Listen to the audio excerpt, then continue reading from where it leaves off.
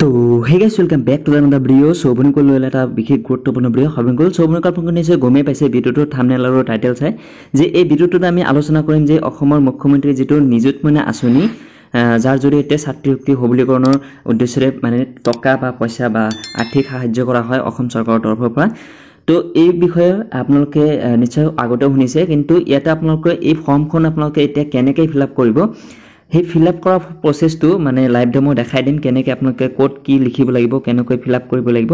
সম্পূৰ্ণ ডিটেইলছ সৈতে এই ভিডিঅ'টোত জনাই আছোঁ। কিন্তু তাৰ আগতে একবাৰ আপোনালোকে এবাৰ জানি লওক, যদি কোনোবাই নতুন আহিছে এতিয়ালৈকে নিযুত মইনা আঁচনি কি সেই বস্তুটো গম পোৱা নাই। তো আপোনালোকৰ নিযুত মইনা আঁচনি অসম চৰকাৰৰ এনেকুৱা এটা আঁচনি য'ত আপোনালোকৰ একাদশ শ্ৰেণী অৰ্থাৎ ক্লাছ 11ৰ যিসকল ছাত্ৰী আছে তো সেইসকল ছাত্ৰ ছাত্ৰীৰ বাবে মানে 10 মাহৰ বাবে প্ৰতি মাহে 1000কৈ টকা অৰ্থাৎ এক বছৰত আপোনালোকে 10 মাহ কাউণ্ট কৰিব, তাতে আপোনালোকে 10,000 টকাকৈ পাব। তাৰপিছত আপোনালোকৰ যিসকল ছাত্ৰী মানে BA BCom BHC পঢ়ি আছে তো সেইসকল ছাত্ৰ ছাত্ৰীৰ কাৰণে আপোনালোকে 10 মাহৰ কাৰণে 1250 টকা অৰ্থাৎ 12,500 টকা বছৰি পাব। তো তাৰপিছত আহিলে স্নাতক প্ৰথম বৰ্ষ যেনেকুৱা আপোনালোকৰ MA MCom MSc বা B.Ed কৰি আছে তো সেইসকলে আপোনালোকে 10 মাহৰ কাৰণে 2500 টকা পাব প্ৰতি মাহে, যেনেকুৱা এক বছৰত আপোনালোকে 10 মাহ কাউণ্ট কৰিব, তাতে আপোনালোকে 25,000কৈ টকা পাব। চ' এইটোৱে আছিলে আপোনালোকৰ আৰ্থিক সাহায্যৰ স্কিম। আৰু এই স্কিমটোৰ মেইন উদ্দেশ্য হৈছে যিসকল ছাত্ৰীয়ে মানে ইয়াতে আৰ্থিক সাহায্যৰ প্ৰয়োজন, যেনেকুৱা গাড়ী ভাড়া নাই, কোনোবাৰ কিতাপ পত্ৰ বা বহি কলম কিনাৰ মানে পইচাখিনি নাই, সেইসকল ছাত্ৰ ছাত্ৰীৰ বাবে মেইনলি এই বস্তুটো আনিছে। তো আপোনালোকে যিসকল ছাত্ৰীয়ে মানে এই ক্লাছবিলাকত পঢ়ি আছে মানে ক্লাছ 11ৰ পৰা অৰ্থাৎ ফাৰ্ষ্ট ইয়াৰৰ HS ফাৰ্ষ্ট ইয়াৰৰ পৰা আপোনালোকে BA হওক BCom হওক বা কি MA হওক MCom হওক বা MSc হওক বা B.Ed কৰিয়ে থকা যদি ছাত্ৰী আছে তো সেইসকলে আপোনালোকে এই আঁচনিটো লাভ কৰিব। আৰু এটা কথা, এই আঁচনিটো মেবি আপোনালোকৰ যিসকল ছাত্ৰীয়ে মানে স্কুটি পাইছিলে তো সেইসকলে হয়তো নাপাব বা এলিজিবল নহয়, সেইটো একজাক্ট মই ক'ব নোৱাৰোঁ, কিন্তু মই যিমানখিনি মই অৱগত যিসকলে মানে স্কুটি পাইছে যিসকল ছাত্ৰীয়ে সেইসকলে এই টকাখিনি নাপায়, যিহেতু ইয়াতে গাড়ী ভাড়া বা এলাউন্স ডেইলি এলাউন্স যিটো সেই সম্পৰ্কে এই টকাখিনি দিছে। তো যেনেকৈ এটা আপোনালোকে ফৰ্মখন কেনেকৈ ফিল আপ কৰিব সেইটো এতিয়া দেখাই আছোঁ। চ' প্ৰথমে আপোনালোকক দেখাই আছোঁ যে HS ফাৰ্ষ্ট ইয়াৰৰ যিটো এপ্লিকেশ্যন সেই ফৰ্মটো কেনেকৈ ফিল আপ কৰিব। চ' ইয়াতে আপোনালোকে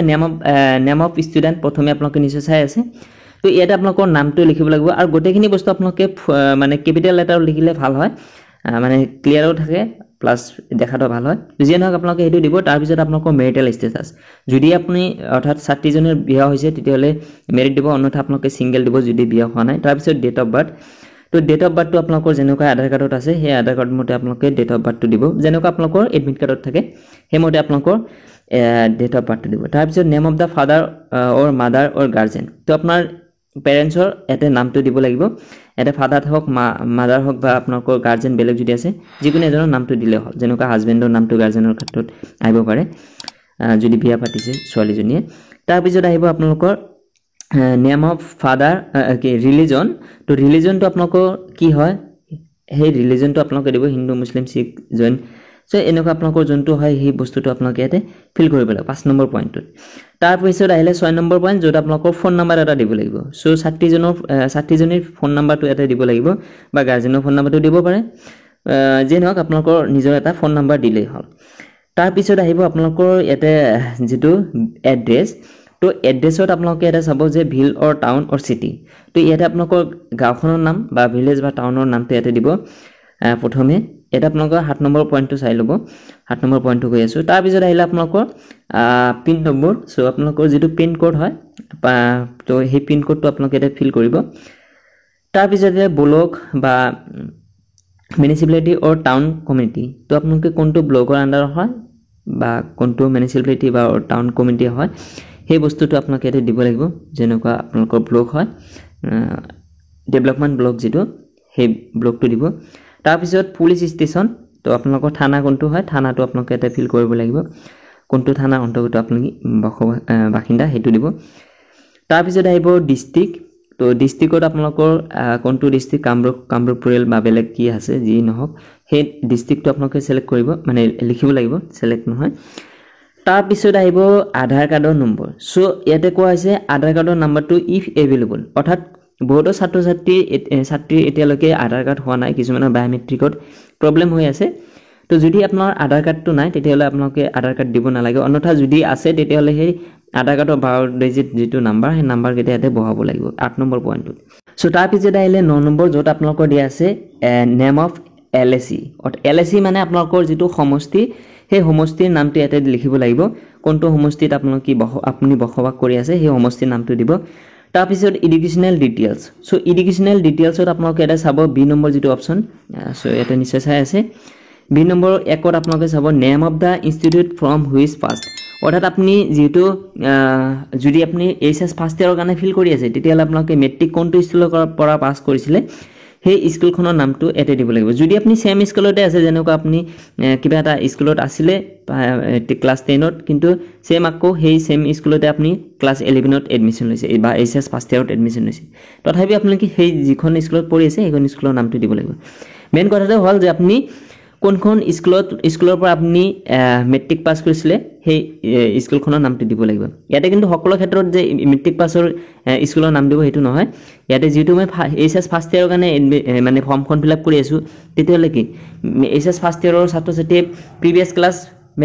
মেট্ৰিক পাছ কৰিছিলে তো মেট্ৰিকটো কোনখন স্কুলৰ পৰা পাছ কৰিছিলে সেই স্কুলৰ নামটো দিব দিছে কোনোবা যদি বিএ ফাৰ্ষ্ট ইয়াৰত এডমিশন লৈছে তেতিয়ালে আপোনালোকে হায়াৰ সেকেন্ডাৰী কোনটো স্কুলৰ পৰা পাছ কৰিছিলে সেই বস্তুটো এই জায়গাত লিখিব লাগিব সো হেনেকুৱা মাধ্যমত আপোনালোকে লিখিব তাৰপিছত লাষ্ট এক্সাম পাছ আপুনি কোন কি ক্লাছ পাছ কৰিছে সেই ক্লাছটো ইয়াতে দিব লাগিব যদি কোনোবা BA first semester second semester third semester এনেকুৱা পাছ মানে পঢ়ি আছে তেতিয়ালে আপোনালোকৰ ইয়াতে ক্লাছ কেইটা ইয়াতে বহাব লাগিব বা আপনি মেট্ৰিক পাছ কৰিলে মেট্ৰিক হায়াৰ সেকেন্ডাৰী যেটো এটো ফিল আপ কৰি আছো তো মেট্ৰিক দিব লাগিব মানে এছএছএলসি তাৰ পিছত আহিলে ইয়াৰ সো আপনি প্ৰিভিয়াস ক্লাছটো কোনটো ইয়াৰত পাছ কৰিছিলে কিমান চনত পাছ কৰিছিলে হেতু দিব তাৰ পিছত ৰোল নাম্বাৰটো দিব লাগিব প্ৰিভিয়াস ক্লাছৰ মানে কাৰেন্ট ক্লাছৰ নহয় নেম অফ ইনষ্টিটিউট কাৰেন্টলি ইনৰলড ইন এতিয়া কোনটো স্কুলৰ মানে বৰ্তমান পঢ়ি আছে সেই স্কুলখনৰ নামটো ইয়াতে 3 নম্বৰ দিব লাগিব এই যেটো আপোনাৰ বি এডুকেশ্যনেল ডিটেইলছ দিয়া আছে ইয়াতে আপোনালোকৰ যোনটো স্কুলত বৰ্তমান পঢ়ি আছে সেই স্কুলখনৰ নাম আপোনালোকে 3 নম্বৰ পইণ্টত দিব লাগিব আৰু 1 নম্বৰ পইণ্টত আপোনালোকে কোনটো স্কুলৰ পৰা পাছ কৰি আহিছে আৰু যদি আপুনি সেম স্কুলত হয় এটো অলৰেডি কলো মানে দুটাতে সেম স্কুলৰ নামে দিব লাগিব সো তাৰ পিছত আহিলে বেংক ডিটেইলছ সো বেংক ডিটেইলছত আপোনালোকে এটা চাব যে প্ৰথমে আপোনালোকৰ একাউন্ট নম্বৰটো দিব দিছে তো আপোনাৰ নিজৰ এটা একাউন্ট নম্বৰ দিব তো সেই নম্বৰটো দিয়াৰ পিছত আপোনালোকে এটা আইএফএসসি কোড কোনটো বেংকৰ পৰা আপোনালোকে মানে একাউন্টটো খুলিছে সেই প্ৰত্যেকটো বেংকৰে মানে কি বা এটা হেৰি থাকে আইএফএসসি কোড থাকে সেই আইএফএসসি কোডটো আপোনালোকে দিব লাগিব তাৰ পিছত একাউন্ট হোল্ডাৰ নেম তো আপুনি একাউন্ট আপোনাৰ নামত আছে না আপোনাৰ মাকৰ নামৰ কাৰোবাৰ বেলেগৰ সেই বস্তুটো আপোনালোকে দিব লাগিব তাৰ পিছত আহিব বেংক নেম সো বেংকটো কোনটো বেংকত আপুনি একাউন্ট কৰিছিলে যেনেকুৱা পাঞ্জাব হোক এসবিআই হোক এইচডিএফসি হোক বৰোদা হোক যোনটো বেংকৰ পৰা আপুনি একাউন্টটো খুলিছে বা আপোনাৰ একাউন্টটো হয় সেই একাউন্টৰ নামটো মানে বেংকৰ নামটো ইয়াতে দিব লাগিব তাৰ পিছত ব্ৰাঞ্চ এড্ৰেছ তো ব্ৰাঞ্চ আপুনি কোনটো মানে ব্ৰাঞ্চ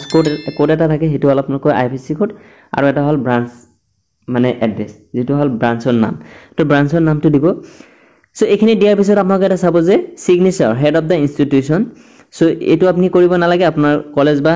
স্কুলৰ পৰা আপোনালোকে এটো কৰি মানে সহি দিব সাৰে বা প্ৰিন্সিপালে তাৰ পিছত সিগনেচাৰ অফ পেৰেন্টস অৰ গাৰ্জেন তো আপোনাৰ মাক বা দেউতাকৰ যেটো সিগনেচাৰ হেতু আপোনালোকে এতে মাজত যেটো আছে হেতু দিব তাৰ পিছত আপোনালোকৰ আহিব সিগনেচাৰ অফ দা ষ্টুডেন্ট তো ষ্টুডেন্টৰ যেটো সহি সেই সহিটো বা সিগনেচাৰটো এতে লাষ্টত দিব লাগিব এটা সিগনেচাৰ অফ দা ষ্টুডেন্ট তো আপুনি যাৰ কাৰণে আবেদন কৰিছে তাই মানে সিগনেচাৰটো কৰি দিব কৰাৰ পিছত আপুনি এই বস্তুটো গৈ লৈ আপোনালোকে হেৰি দিব লাগিব কলেজত দিব লাগিব বা আপুনি যোনখন স্কুলত পঢ়ি আছে সেই স্কুলত দিব লাগিব আৰু লগতে এটা কিছুমান ডকুমেন্ট চাব মানে বিচাৰিব পাৰে যেনেকুৱা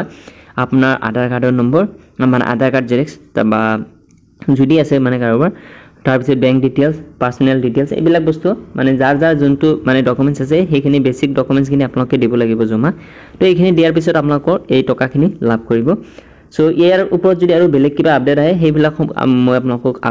আগতীয়াকৈ মানে জনোৱাৰ কাৰণে চেষ্টা কৰিম সো এইটো আছিল ভিডিওটো যদি ভিডিওটো ভাল লাগিছিলে প্লিজ লাইক কৰিব মিষ্টাৰ সোহম ইউটিউব চেনেল যদি আজি প্ৰথমবাৰ আহিছে তেতিয়ালৈকে আমাৰ চেনেলটো সাবস্ক্ৰাইব কৰা নাই প্লিজ এনেকুৱা ইনফৰমেটিভ ভিডিওবিলাক পোৱাৰ বাবে আপোনালোকে চেনেলটো সাবস্ক্ৰাইব কৰি ল'ব সো আপুনি কল আজিলৈ গৈ নাই বাই জয় অসম